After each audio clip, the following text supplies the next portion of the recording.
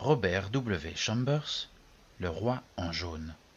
Nouvelle traduite de l'anglais par Christophe Thill. Aux éditions Livre de poche. Lu par la Chèvre Noire. Partie 3. Le cygne jaune. Que la rouge aurore dévoile ce qu'il nous restera à faire lorsque s'éteindront les étoiles et que viendra la fin dernière. Chapitre 1. Il y a tellement de choses qu'il nous est impossible d'expliquer. Pourquoi certains accords de musique me font-ils penser au ton brun et or des feuilles d'automne? Pourquoi la messe de Sainte-Cécile envoie-t-elle mes pensées se perdre dans des cavernes aux parois desquelles flamboient des blocs rugueux d'argent massif? Qu'y a-t-il donc dans le raffut et l'agitation de Broadway à 6 heures du soir qui ait pu évoquer à mes yeux l'image d'une tranquille forêt bretonne où le soleil filtrait à travers les feuillages printaniers et où Sylvia, penchée avec un mélange de curiosité et de tendresse au-dessus d'un petit lézard vert, murmurait « Et dire que lui aussi est une petite créature de Dieu ». La première fois que j'aperçus le gardien, il me tournait le dos. C'est avec indifférence que je le regardais jusqu'à ce qu'il rentre dans l'église. Je ne fis pas plus attention à lui qu'à n'importe quel autre passant qui aurait flâné dans Washington Square ce matin-là. Et à peine avais-je refermé la fenêtre pour retourner à mon atelier que déjà je l'avais oublié. Plus tard, dans l'après-midi, comme la journée était chaude, j'allais rouvrir la fenêtre et me pencher au dehors pour prendre un peu l'air. Il y avait un homme, debout, dans la cour de l'église, et je le remarquai à nouveau avec aussi peu d'intérêt que le matin. Je jetai un regard à travers le square, dans la direction des fontaines, puis, ayant rempli mon esprit de vagues impressions d'arbres, d'allées d'asphalte, de petits groupes de bonnes d'enfants et de touristes, je voulus regagner mon chevalet. Comme je me détournais, l'homme dans la cour entra dans mon champ de vision. Il regardait maintenant dans ma direction, et j'eus le réflexe de me pencher pour mieux le voir. Au même instant, il leva la tête et me lança un regard. Immédiatement, il me fit penser à un ver nécrophage. Je n'aurais pas pu expliquer ce que cet homme avait de répugnant, mais l'impression d'un gros ver de cimetière blanchâtre me révulsa si intensément que mon expression dut me trahir, car il détourna son visage bouffi dans un mouvement qui me fit penser à une larve s'agitant dans une châtaigne. Je retournai à mon chevalet et fis signe à mon modèle de reprendre la pose. Après avoir travaillé un peu, j'en eusse assez de gâcher ce que j'avais commencé. Aussi je m'emparai du couteau à palette et commençai à enlever de la couleur. La chair avait pris un ton jaunâtre, malsain, et je ne compris pas comment j'avais pu peindre une couleur aussi nauséeuse dans une étude qui auparavant semblait pleine de vie. Je regardai Tessie. Elle n'avait pas bougé. Je vis ses joues et son cou se teinter d'un rose vif quand elle remarqua ma grimace. « Est-ce que j'ai fait quelque chose ?» dit-elle. « Oh non, j'ai juste complètement raté ce bras, et ma parole, je ne vois pas comment j'ai pu peindre quelque chose d'aussi boueux sur ma toile, » lui répondis-je. Elle insista. « Mais je ne pose pas bien ?»« Mais si, lui répondis-je, à la perfection. »« Alors ce n'est pas ma faute. »« Non, non, c'est la mienne. »« Je suis désolée, dit-elle. » Je lui dis d'aller se reposer pendant qu'armé d'un chiffon et de térébenthine, je tenterais d'enlever cette tache de lèpre de ma toile. Elle partit fumer une cigarette et jeter un coup d'œil aux illustrations du Courrier français. Je ne compris pas s'il y avait une impureté dans la térébenthine ou bien s'il y a un défaut dans la toile, mais plus je raclais et plus la gangrène semblait s'étendre. Je m'acharnais pour l'éliminer et pourtant, sous mes yeux, la maladie gagnait un membre après l'autre sur mon étude. Inquiet, je m'efforçais de stopper sa progression, mais c'était maintenant la poitrine qui changeait de couleur, et toute la silhouette semblait s'imprégner de l'infection comme une éponge absorbe l'eau. Je maniai vigoureusement le couteau à palette, la térébenthine et le racloir, tout en me disant que Duval, qui m'avait vendu la toile, allait entendre parler de moi très bientôt. Mais rapidement, il m'apparut que la toile n'était pas en cause, pas plus que les couleurs achetées chez Edward. Ça ne peut être que la térébenthine, me dis-je avec colère, ou alors c'est la lumière de l'après-midi qui me donne la berlue. J'appelai Tessie, mon modèle, et elle arriva. Elle se pencha par-dessus mon épaule en soufflant quelques ronds de fumée. « Mais qu'est-ce que vous avez fabriqué » s'exclama-t-elle. Rien du tout, grognai-je. Ça doit venir de la térébenthine. »« Ah, mais quelle couleur atroce ! Vous pensez vraiment que ma peau ressemble à cette espèce de fromage verdâtre ?»« Mais non, répondis-je en colère. « Est-ce que tu m'as déjà vu peindre de cette manière ?»« Ah, non, jamais. Bah, tu vois bien. Oui, ça doit être la térébenthine, admit-elle. Elle enfila un peignoir japonais et alla à la fenêtre. Je continuai à gratter et à racler jusqu'à un épuisement, et je finis par ramasser mes pinceaux et à les jeter brutalement sur la toile, avec un juron énergique dont Tessie ne dut entendre que l'intonation. Cependant, elle s'exclama immédiatement. Allez-y, jurez, conduisez-vous comme un idiot et abîmez vos pinceaux. Cela fait 3 semaines que vous étiez sur cette étude et maintenant voilà. Quel bien cela peut-il vous faire de déchirer cette toile? Vous autres artistes, vous êtes vraiment impossibles. Me sentant honteux, comme chaque fois que je me livre à un éclat de ce genre, je tournai la toile ravagée contre le mur. Tessie m'aida à nettoyer mes pinceaux, puis d'un pas gracieux partit se rhabiller. De derrière le paravent, elle me prodigua de multiples conseils concernant les pertes de contrôle de soi, totales ou partielles, et enfin, pensant sans doute qu'elle m'avait assez tourmenté, elle vint me demander de l'aider à attacher les boutons de son corsage qu'elle n'arrivait pas à atteindre sur l'épaule. Tout s'est mis à aller de travers quand vous êtes revenu de la fenêtre et que vous avez parlé de cet homme répugnant dans la cour de l'église, dit-elle. Oui, il a dû jeter un sort à mon tableau, répondis-je en bâillant. Je jetai un coup d'œil à ma montre. Il est plus de 6 heures, dit Tessie en ajustant son chapeau devant le miroir. Oui, répondis-je, je ne pensais pas te garder si longtemps. Je me penchai à la fenêtre et reculai immédiatement avec dégoût, car le jeune homme au visage bouffi était là, près de l'église. Tessie remarqua mon mouvement et regarda par la fenêtre, et elle murmura. Est-ce cet homme-là, celui que vous n'aimez pas? Je hochai la tête. Je ne vois pas son visage, mais il a l'air si gras et mou. Je ne sais pas pourquoi, continua-t-elle, en me regardant, mais il me rappelle un rêve que j'ai fait. Un rêve affreux, oui, ajouta-t-elle d'un air songeur, fixant du regard ses chaussures élégantes. Peut-être que ce n'était pas un rêve après tout. Que pourrais-je en savoir? Dis-je en souriant. Tessie sourit. Vous étiez dedans, me dit-elle. Alors peut-être que vous en savez quelque chose? Tessie, Tessie, protestai-je. Je t'interdis de me flatter en prétendant que tu rêves de moi. Mais c'est vrai, insista-t-elle. Voulez-vous que je vous le raconte? Je t'écoute, répondis-je en allumant une cigarette. Tessie s'adossa à l'encadrement de la fenêtre ouverte et commença son récit d'un air sérieux. Une nuit, l'hiver dernier, j'étais dans mon lit. Je ne pensais à rien de spécial. J'avais posé pour vous et j'étais épuisé. Et pourtant je n'arrivais pas à m'endormir. J'ai entendu sonner 10 heures, puis 11 heures, puis minuit. J'ai dû m'endormir peu après minuit parce que je ne me souviens pas d'avoir entendu les cloches ensuite. J'avais à peine fermé les yeux que je me suis mis à rêver que quelque chose m'appelait vers la fenêtre. Je me suis alors levé, j'ai soulevé le châssis et je me suis penché au dehors. Là, la 25e rue était complètement déserte. J'ai commencé à avoir peur. Tout était si sombre et inquiétant. Et puis au loin, j'ai entendu une voiture arriver, et j'ai pensé que c'était cela que j'étais en train d'attendre. Le son s'est rapproché très lentement, et finalement, j'ai pu distinguer un véhicule qui descendait la rue. Il venait dans ma direction, et quand il est passé sur ma fenêtre, j'ai vu que c'était un corbillard. Je tremblais de peur. À ce moment, le cocher s'est retourné et m'a regardé droit dans les yeux. Je me suis réveillé, et j'étais debout devant ma fenêtre ouverte, et je grelottais de froid. Mais le corbillard, avec ses plumets noires, n'était plus là, et le cocher non plus d'ailleurs.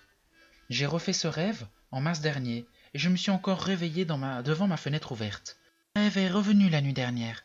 Vous vous souvenez comme il a plu? Eh bien, quand je me suis réveillé près de la fenêtre, ma chemise de nuit était complètement trempée. Mais moi, demandai-je, où est-ce que j'intervenais dans ce rêve? Vous? Vous étiez dans le cercueil, mais vous n'étiez pas mort. Dans le cercueil? Oui. Mais comment le savais-tu? Est-ce que tu pouvais me voir? Non, mais je savais que vous étiez là. Je demandai en riant. Est-ce que tu aurais abusé de la fondue au fromage ou de crustacés, peut-être? Mais soudain elle poussa un cri de frayeur. Hé, qu'est-ce qui se passe? Lui dis-je en la voyant se recroqueviller dans l'embrasure de la fenêtre. Cet homme, là, en bas, près de l'église, c'était lui qui conduisait le corbillard. Mais c'est absurde, répondis-je. Mais les yeux de Tessie étaient agrandis par la terreur. J'allais regarder à la fenêtre, mais l'homme était déjà parti. Je tentai de la rassurer. Allons, Tessie, ne soyez pas stupide. Tu as posé trop longtemps, tu es sur les nerfs, voilà tout. Croyez-vous que je pourrais oublier ce visage? Murmura-t-elle. 3 fois j'ai vu ce corbillard passer sous ma fenêtre, et chaque fois le conducteur s'est retourné et m'a regardé. Oh, son visage était si pâle et mou, on aurait dit un cadavre, on aurait dit qu'il était mort depuis longtemps. » J'emmenai la pauvre fille s'asseoir et lui fis avaler un verre de marsala. Puis je m'assis près d'elle et lui donnai quelques conseils. Écoute, Tessie, pars donc passer une semaine ou deux à la campagne, et je te promets que tu ne rêveras plus de corbillard. Tu passes ta journée à poser, et le soir tu es à bout de nerfs. Tu ne peux pas continuer comme ça. Et quand ta journée de travail est finie, au lieu d'aller te coucher, tu vas à Sulker Park, faire des pique-niques, ou à l'Eldorado, ou Coney Island. Et quand tu arrives ici le matin, tu es épuisé. Allons, il n'y a pas de corbillard, tu as juste fait une indigestion de fruits de mer, voilà tout. Elle eut un faible sourire. Et, et cet homme devant l'église alors? Oh, lui, c'est juste un de ces êtres maladifs comme on en croise tous les jours. Aussi vrai que je m'appelle Tessie Reardon, je vous jure, monsieur Scott, que cet homme en bas dans la cour de l'église est l'homme qui conduisait le corbillard. Et alors, et puis après, cet homme est honorable. Alors vous pensez que j'ai vraiment vu un corbillard? Oh, répondis-je avec diplomatie, si tu en as vraiment vu un, cet homme pouvait très bien le conduire, il n'y a rien d'extraordinaire à cela. Jessie se leva, déplia son mouchoir parfumé, prit un petit morceau de gomme à mâcher noué dans l'ourlet et le mit dans sa bouche. Puis, retirant son gant, elle me tendit sa main et me dit « Bonsoir, monsieur Scott », et elle s'en alla. Chapitre 2. Le lendemain matin, Thomas, le groom, m'apporta le Herald, ainsi qu'une nouvelle. L'église d'à côté venait d'être vendue. J'en remerciai le ciel, non pas que, étant catholique, j'ai eu quoi que ce soit contre cette paroisse, mais à cause d'un tonitruant prêcheur qui me portait sur les nerfs. J'entendais chacun de ces mots retentir dans toute l'église, comme s'il avait été dans mon appartement même, et il appuyait sur les R, avec une résonance nasale absolument révoltante. Il y avait aussi ce démon, à face humaine, l'organiste, qui donnait des plus grands cantiques une interprétation à sa manière, et j'aurais aimé avoir la peau d'un être capable de jouer de la liturgie avec des modifications des accords mineurs tels qu'on en entend habituellement que dans les quatuors de débutants. Je suis sûr que le prêtre était un homme bien, mais quand il se mettait à aboyer « Et l'Éternel dit à Moïse, l'Éternel est un vaillant guerrier, l'Éternel est son nom. Ma colère s'enflammera, et je vous détruirai par l'épée. » Je me demandais combien de siècles de purgatoire seraient nécessaires pour effacer un péché comme celui-là. « Qui l'a acheté ?» demandai-je à Thomas. « Oh, personne que je connais, monsieur. Il paraît que le monsieur qui possède l'immeuble à Milton, il s'y intéresse. Peut-être qu'il veut construire encore des ateliers d'artistes. » J'allai à la fenêtre. Le jeune homme au visage malsain était debout près du portail de l'église, et à sa simple vue, je fus saisi de la même répulsion instinctive. « Dites-moi, Thomas, dis-je, qui est ce gars-là en bas ?» Thomas renifla. « Cette espèce de verre, monsieur? C'est le gardien de nuit de l'église, monsieur. Il me donne la nausée à rester assis toute la nuit sur les marches. Et à vous, regardez, comme pour vous insulter, ça me donne envie de le cogner, sauf votre respect, monsieur. » « Non, continuez, Thomas. L'autre nuit, je rentrais avec Harry, l'autre gars anglais, là. Je le vois assis là, sur les marches, et avec Molly et Jen avec nous, monsieur, et les deux filles qui font le service dans les chambres, et ils nous regardaient si insolemment, et moi, je vais le voir, et je dis Hey, qu'est-ce que tu regardes comme ça, grosse limace? Demande pardon, monsieur, mais c'est ce que j'y ai dit, et lui, il dit rien, et moi, je dis ouais, viens ici, je te cogne ta tête bouffie. Alors, j'ouvre le portail et je rentre, mais lui, il dit toujours rien. Il me regarde avec son air insolent. Alors moi, je lui en mets une, mais pouah, sa tête, elle était toute molle et froide. Rien que de la toucher, ça vous rendait malade. Et alors, qu'a-t-il fait? Demandai-je avec curiosité. Ah, lui? Ah, rien du tout. Mais, et vous, Thomas? Le jeune homme devint rouge et eut un sourire embarrassé. Ah, monsieur Scott, moi je suis pas un trouillard, hein, je sais pas du tout pourquoi je suis parti en courant. J'étais avec les 5e lanciers, monsieur. Trompette et tel et le kébir, j'ai été blessé là-bas près des puits. Vous voulez dire que vous vous êtes enfoui? Ouais, monsieur, ouais, je me suis enfoui. Mais pourquoi? Ah, j'aimerais bien le savoir, monsieur. J'ai attrapé Molly, on est parti en courant, et les autres, ils ont suivi. Ils avaient aussi peur que nous. Mais de quoi aviez-vous peur? Pendant un moment, Thomas refusa de répondre, Mais ce jeune homme répugnant, en bas, avait tellement excité ma curiosité que j'insistais pour qu'il parle. Son séjour de 3 ans en Amérique n'avait pas seulement changé le parler cockney de Thomas, il lui avait aussi donné cette crainte bien américaine du ridicule. « Oh, monsieur Scott, oh, vous ne croirez pas. Mais si. Vous allez vous moquer moi, monsieur.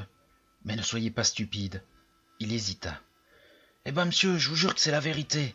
Quand je l'ai frappé, il a attrapé mon poignet, monsieur. Et quand je lui ai tordu sa main, toute flasque, il y a un de ses doigts, il m'est resté dans la main. » La terreur et la répulsion intense que ressentait Thomas devaient se refléter sur mon visage, car il ajouta: « C'est horrible, monsieur, maintenant, à chaque fois que je vois ce gars-là, je m'en vais sans demander mon reste. Il me rend vraiment malade. » Après le départ de Thomas, j'allai jusqu'à la fenêtre. L'homme était là, à côté de la grille de l'église, les 2 mains sur le portail, mais je me dépêchai de regagner mon chevalet, saisi d'écœurement et d'horreur, car j'avais vu qu'il lui manquait effectivement le majeur de la main droite. À 9 heures, Tessie apparut et disparut aussitôt derrière le paravent avec un joyeux « Bonjour, monsieur Scott !» Quand elle fut revenue et qu'elle eut pris la pose sur l'estrade, j'attaquai une nouvelle toile à sa grande satisfaction. Tant que je me consacrai au dessin, elle resta silencieuse, mais dès que le crissement du fusain se fut arrêté et que j'eusse entrepris de passer le fixatif, elle commença à bavarder. « Oh, j'ai passé une soirée merveilleuse. Nous sommes allés chez Tony Pastor. »« Et qui est ce nous ?» demandai-je. « Oh, Maggie, vous savez, le modèle de Monsieur White et Pinky McCormick. Nous l'appelons Pinky à cause de ses beaux cheveux roux, comme vous autres artistes les aimez tellement. Et Lizzie Burke. » J'aspergeai la toile de fixatif et lui dis: « Eh bien, continue. » « Nous avons vu Kelly et Baby Barnes, la danseuse de French Cancan. Et puis tout le reste. J'ai fait un béguin. »« Alors tu m'as trahi, Tessie. » Elle rit et secoua la tête. « C'est le frère de Lizzie Burke, Ed, un parfait gentleman. » Je me sentis obligé de lui prodiguer d'un ton paternel quelques conseils concernant le flirt. Elle les accueillit avec un large sourire. « Oh, je sais comment m'y prendre avec un nouveau flirt, dit-elle en examinant sa gomme à mâcher. Mais Ed est différent, et Lizzie est ma meilleure amie. » Elle me raconta ensuite qu'Ed revenait de filature dans le Lowell, dans le Massachusetts, et qu'il les avait retrouvés grandis, Lizzie et elle, que c'était un jeune homme parfait, sous tout rapport, et qu'il n'avait pas hésité à dépenser un demi-dollar en huîtres et en glaces pour fêter son embauche comme employé au rayon textile des grands magasins Macy's. Avant qu'elle eût terminé, je m'étais déjà remis à peindre, et elle reprit la pose tout en continuant à sourire et à babiller comme un moineau. À midi, le tableau était déjà bien esquissé, et Tessie venait y jeter un coup d'œil. « Ah, c'est bien mieux comme ça, dit-elle. C'est aussi mon avis, et je déjeunai avec l'agréable sensation que tout allait bien.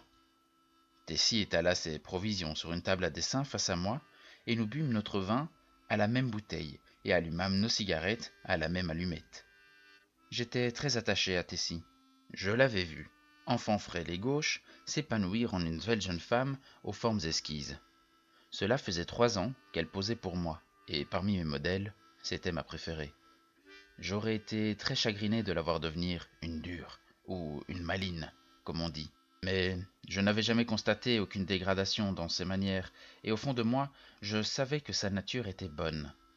Nous n'avions jamais discuté de morale, et je n'en avais pas l'intention, à la fois parce que je n'en avais aucune moi-même, et parce que je savais que, quoi que je puisse dire, elle ferait ce qu'elle voulait.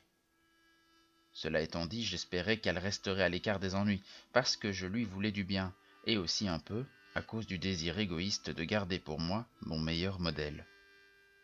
Je savais qu'un béguin, comme elle disait, ne signifiait rien pour une fille comme Tessie, et que ce genre de choses, en Amérique, n'a rien à voir avec celles que peuvent être à Paris. Cependant, connaissant la vie, je savais aussi qu'un jour, quelqu'un viendrait m'enlever Tessie, d'une manière ou d'une autre, et bien qu'en moi-même j'ai toujours pensé que le mariage était une bêtise, j'espérais sincèrement qu'un prêtre ferait partie du tableau. Je suis catholique. Quand j'assiste à la messe, quand je me signe, j'ai l'impression que tout est plus joyeux, y compris moi-même, et lorsque je me confesse, cela me fait du bien. Un homme, qui vit aussi seul que moi, doit bien se confesser à quelqu'un. Et puis il y avait aussi le fait que Sylvia était catholique, et cela me suffisait. Mais je parle de Tessie ici, et c'est une toute autre histoire. Tessie, aussi, était catholique, beaucoup plus pieuse que moi. Si bien que, tout compte fait, je ne craignais rien pour mon joli modèle jusqu'à ce qu'elle tombe vraiment amoureuse. Mais malgré tout, je savais que seul le destin déciderait de son avenir, et je priais intérieurement pour que le destin la tienne toujours à l'écart d'hommes comme moi et ne lui envoie, chère petite, que des Ed Burke et des Jimmy McCormick. Jessie vint s'asseoir, soufflant sa fumée en l'air et faisant teinter les glaçons dans son verre. Tiens, sais-tu que moi aussi j'ai rêvé la nuit dernière, lui dis-je. Pas de cet homme demanda-t-elle en riant. Exactement, un rêve comme le tien, sauf qu'il était bien pire. C'était stupide de ma part de dire cela, mais on sait combien les peintres peuvent manquer de tact. Je continuai. J'ai dû m'endormir vers 10 heures, et au bout d'un moment, j'ai rêvé que je m'éveillais. J'entendais si distinctement les 12 coups de minuit, le vent dans les branches et le sifflet des bateaux dans la baie, que maintenant encore, j'ai du mal à croire que je n'étais pas réellement éveillé. J'étais alors allongé dans une sorte de boîte avec un couvercle de verre. Je voyais vaguement les lampadaires dans la rue, car il faut que je te dise, Stacy, la boîte dans laquelle j'étais couché se trouvait sur une voiture capitonnée qui tressautait sur les pavés de la rue. Au bout d'un moment, l'impatience m'a pris et j'ai voulu bouger, mais la boîte était trop étroite.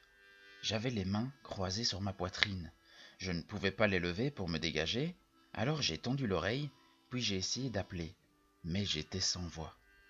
J'attendais le pas des chevaux qui tiraient la voiture et même la respiration du cocher. Ensuite, mes oreilles ont capté un autre son, celui d'une fenêtre qu'on ouvrait. J'ai réussi alors à tourner la tête et j'ai découvert que je voyais non seulement à travers le couvercle de verre, mais aussi à travers les panneaux vitrés qui formaient les côtés du véhicule. J'ai vu des maisons, et elles étaient vides et silencieuses, ni lumière ni signe de vie, sauf dans une seule. Dans celle-ci, une fenêtre était ouverte et il y avait une silhouette tout en blanc qui regardait dans la rue. Et c'était toi. Tessie s'était détournée, elle s'appuyait alors d'un coude sur la table. Et je repris. Je voyais ton visage et tu semblais très triste. La voiture a continué et a tourné dans une ruelle étroite et obscure. Soudain, les chevaux se sont arrêtés. J'ai attendu, attendu, les yeux fermés, en proie à la peur et à l'impatience, mais tout était aussi silencieux qu'une tombe. Après ce qui m'a semblé être des heures, j'ai commencé à me sentir mal. J'ai eu l'impression que quelqu'un était tout proche et j'ai ouvert les yeux. Alors j'ai vu le visage blême du cocher qui me regardait à travers le couvercle du cercueil. Je fus interrompu par un sanglot de Tessie. Elle tremblait comme une feuille. Je vis à quel point j'avais été stupide et tentais de réparer les dégâts. Allons, Tess, lui dis-je. Je t'ai raconté tout cela uniquement pour te montrer comment ton histoire pouvait influencer les rêves d'une autre personne. Tu ne crois quand même pas que j'étais vraiment dans un cercueil, si? Qu'est-ce qui t'effraie tant? Tu ne comprends pas que c'est ton rêve et mon antipathie absurde pour cet inoffensif gardien de l'église qui ont travaillé mon cerveau dès que je me suis endormi? Elle mit sa tête entre ses bras et se mit à sangloter éperdument. Mais quel crétin j'avais été! Mais j'allais bientôt me surpasser sur ce point. Je m'approchai alors d'elle et mis mon bras autour de ses épaules. Tessie, pardonne-moi, je t'en prie. Je n'avais pas besoin de t'effrayer avec ces histoires absurdes. Tu es une fille bien trop intelligente et une trop bonne catholique pour croire aux songes. Sa main se resserra sur la mienne et sa tête se posa sur mon épaule, mais elle continuait à trembler et je la cajolai pour la réconforter. Allons, Tess, ouvre les yeux et fais-moi un sourire. Ses yeux s'ouvrirent avec lenteur et rencontrèrent les miens, mais leur expression était si étrange que je me dépêchai de la rassurer à nouveau. Mais ce sont des bêtises, Tessie. Ne me dis pas que tu as peur qu'il t'arrive quoi que ce soit. Non, dit-elle, mais ses lèvres rouges tremblaient légèrement.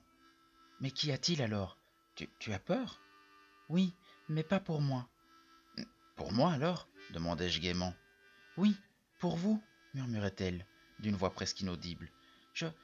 Je m'intéresse à vous, savez-vous? Tout d'abord, je commençai à rire, mais dès que j'eus compris, je reçus un choc et demeurai comme pétrifié. Pendant les instants qui s'écoulèrent entre ses paroles et ma réaction, je pensai aux 1000 réponses possibles à son aveu innocent. J'aurais pu le repousser en riant, le comprendre de travers et la rassurer quant à ma santé. J'aurais pu simplement lui faire comprendre qu'il était impossible qu'elle puisse m'aimer. Mais mes actes furent plus rapides que mes pensées. Et un instant après, il était déjà trop tard pour réfléchir, car j'étais en train de l'embrasser. Le soir même, j'allais faire ma promenade habituelle dans Washington Park. L'esprit occupé par les événements de la journée, je m'étais totalement engagé. Il n'était plus possible de reculer, il me fallait regarder l'avenir droit dans les yeux. Ce n'est pas que je sois bon, ni même scrupuleux, mais il n'était pas question de tromper Tessie, pas plus que moi-même d'ailleurs.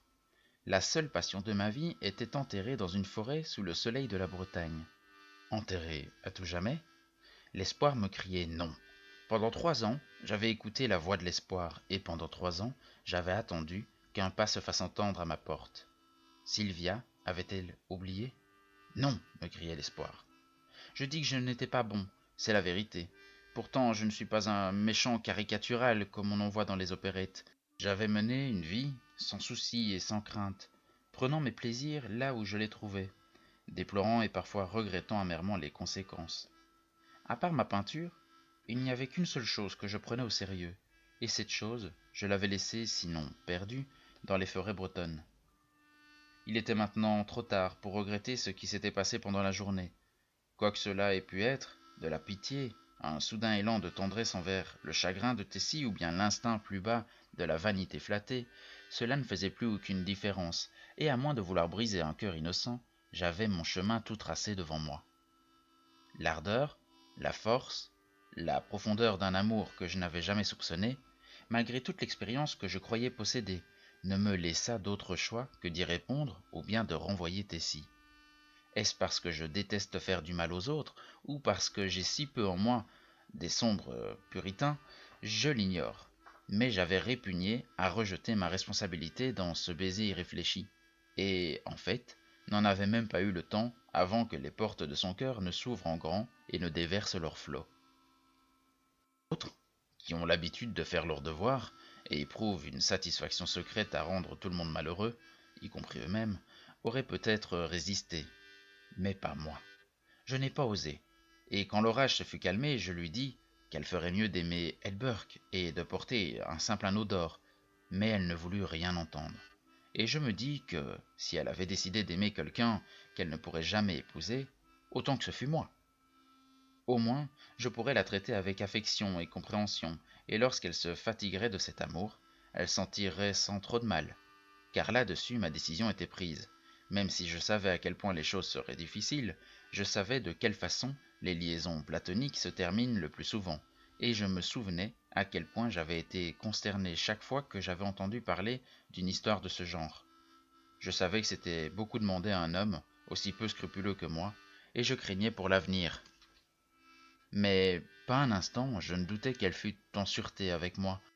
Pour n'importe qui d'autre, je ne me serais pas embarrassé de scrupules. Or, je ne songeais pas un instant à sacrifier Tessie comme j'aurais pu sacrifier une femme possédant plus d'expérience de la vie.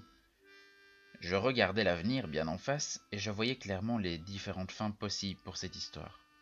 Ou bien elle finirait par s'enlacer, ou bien elle serait si malheureuse que je serais obligé de l'épouser ou de la quitter. Si je l'épousais, nous serions malheureux tous les deux, moi avec une femme qui n'était pas faite pour moi, et elle avec un mari qui n'était fait pour personne. Ma vie passée, en effet, ne me prédisposait pas vraiment au mariage. Si je partais, elle pouvait tomber malade, se remettre et épouser un Eddie Burke, ou bien faire une bêtise, délibérément ou non. Par contre, si elle me quittait, elle aurait toute une vie qui s'offrirait à elle, avec des Eddie Burke, des alliances, des jumeaux, des appartements à Harlem et Dieu sait quoi encore. Tout en me promenant sous les arbres le long de l'arc de Washington, je décidai qu'elle trouverait en moi un ami sur lequel elle pourrait toujours compter, et que l'avenir serait ce qu'il serait. Puis je rentrai chez moi et m'habillai pour la soirée, car sur mon bureau, un billet légèrement parfumé disait « Venez me chercher en fiacre devant la sortie des artistes à 11 heures. » Et ce billet était signé Edith Carmichael, Metropolitan Theatre.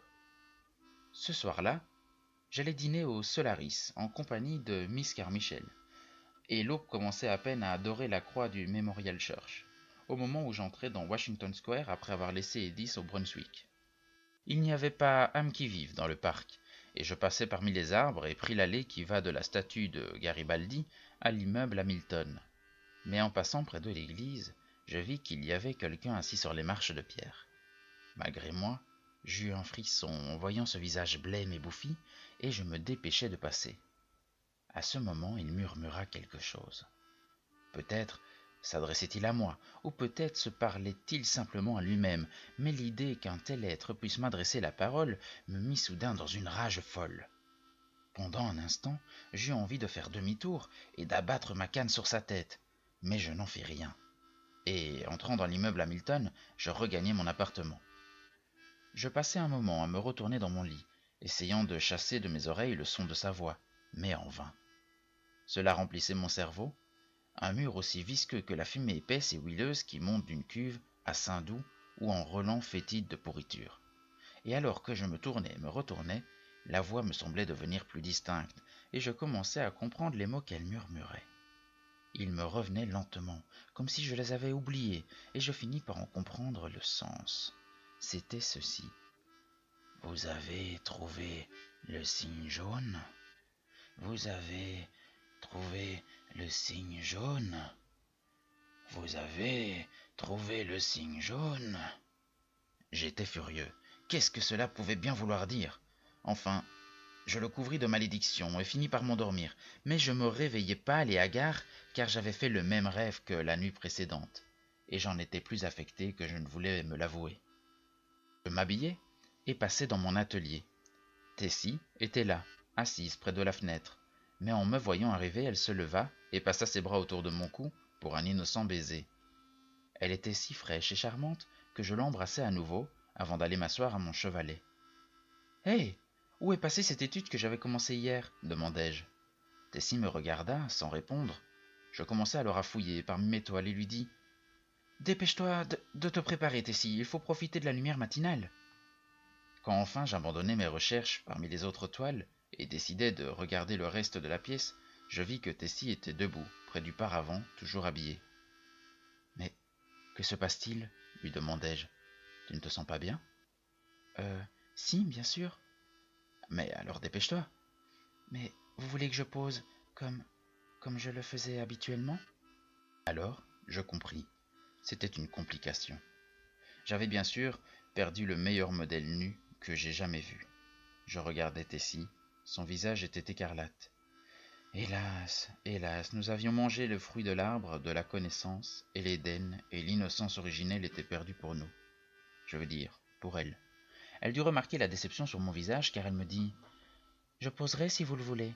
Votre étude est là, où je l'ai mise, derrière le paravent. » « Non, lui dis-je, nous allons commencer quelque chose de nouveau. » Et j'alla retirer de ma garde-robe un costume mauresque tout scintillant de clinquant.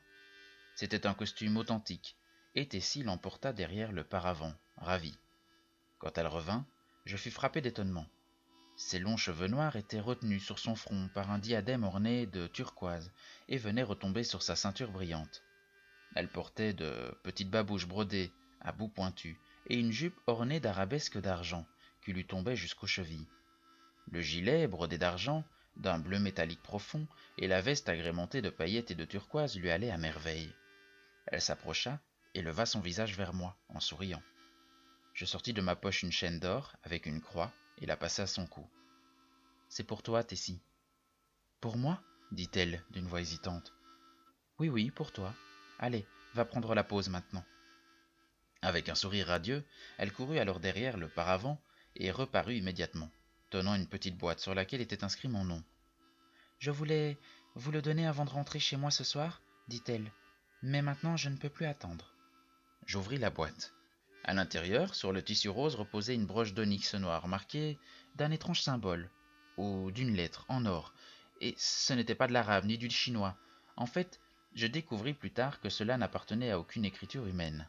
« C'est tout ce que j'ai à vous offrir comme porte-bonheur, dit-elle timidement. J'étais agacé, mais je lui dis quelle valeur cet objet aurait pour moi et lui promis de le porter toujours. Elle l'accrocha au revers de ma veste.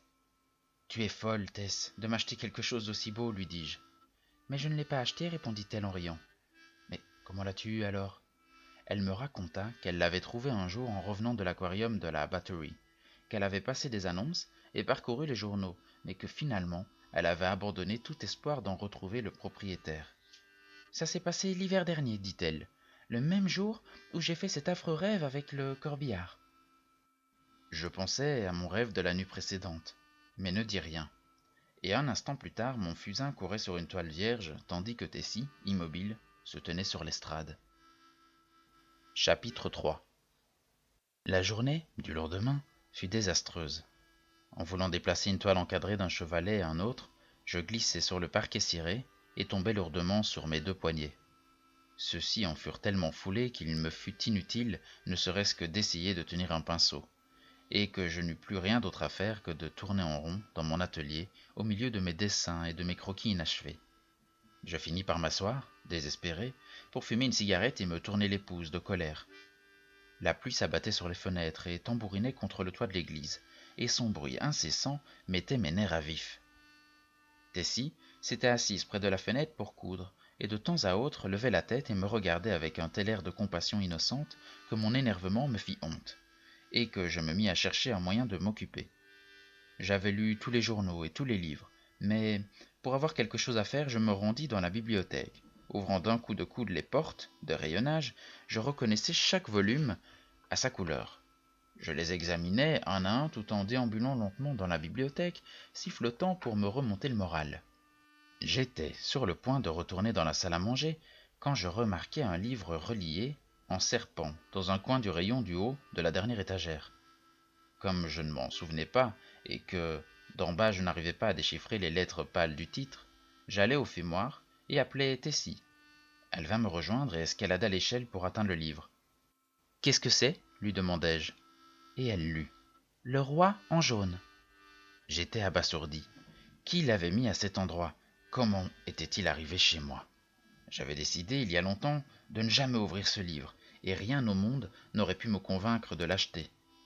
Craignant que la curiosité ne me pousse à l'ouvrir, je ne l'avais même jamais examiné chez un libraire. Et si j'avais eu la moindre velléité, l'histoire tragique du jeune Castaigne, que j'avais bien connu, aurait suffi à me dissuader de me pencher sur ces pages maudites. J'avais toujours refusé de prêter l'oreille à toute description de ce livre. Et en fait, personne n'avait jamais osé parler à voix haute de la seconde partie, si bien que j'ignorais tout ce que ces pages pouvaient renfermer. Je regardais l'abominable reliure tachetée comme j'aurais regardé un serpent. « N'y touche pas, Tessie, lui dis-je. Viens, redescends. » Évidemment, mon interdiction suffit à éveiller sa curiosité, et avant que je puisse rien faire pour l'en empêcher, elle s'était emparée du livre et s'enfouillait d'un pas léger en riant. L'avait emporté avec elle dans l'atelier, et je l'y suivis, mais elle s'échappa avec un sourire de défi à mes mains impuissantes, et je dus courir après elle. « Tessie !» criai-je en entrant dans la bibliothèque. « Écoute-moi, je suis sérieux, jette ce livre, je ne veux pas que tu l'ouvres. » Mais la bibliothèque était vide.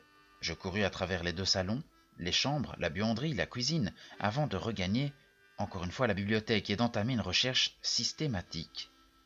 Elle s'était si bien cachée que je ne la découvris qu'une demi-heure plus tard dans la réserve du haut, pâle et silencieuse, prostrée près de la fenêtre. Je vis tout de suite qu'elle avait été punie de son imprudence. Le roi en jaune était à ses pieds, ouvert à la seconde partie. Je regardai Tessie, et je vis qu'il était trop tard. Elle avait lu Le roi en jaune. Alors, je la pris par la main et la ramenai dans l'atelier. Elle était hébétée et m'obéit, sans un mot, quand je lui dis de s'allonger sur le sofa.